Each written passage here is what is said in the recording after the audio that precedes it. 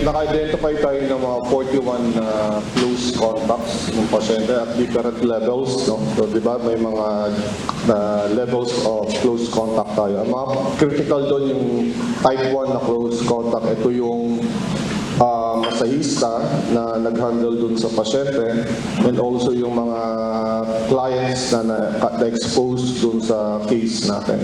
Tukoy na ng Quezon City Epidemiology and Disease Surveillance Unit ang nasa 41 close contact ng pinakabagong kaso ng Mpox sa bansa ngayong taon.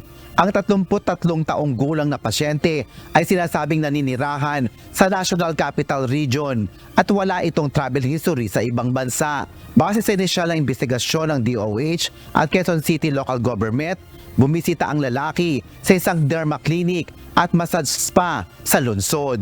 Napagkalaman na ito ay may sugat at pantal sa braso, mukha, katawan at likod at iba pang bahagi ng katawan. Bunsod nito, ipinag-uutos na ni Mayor Joy Belmonte ang pagsasara ng nasabing spa na illegal na nag-ooperate. Bukod sa expired na po yung mayor's permit at hindi sila nakapag-renew, wala rin silang ancillary permits katulad ng sanitary permit, environmental clearance, at fire inspection certificate.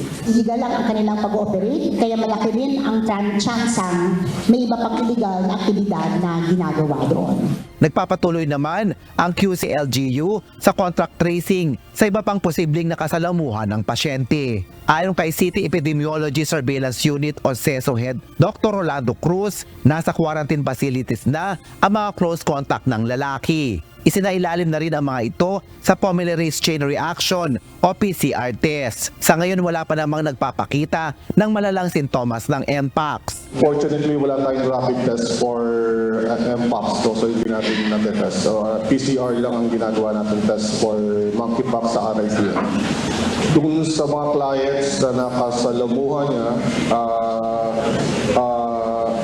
minomonitor din natin sila for classify na natin sila as type 1 close contact, so they have to quarantine for 21 days.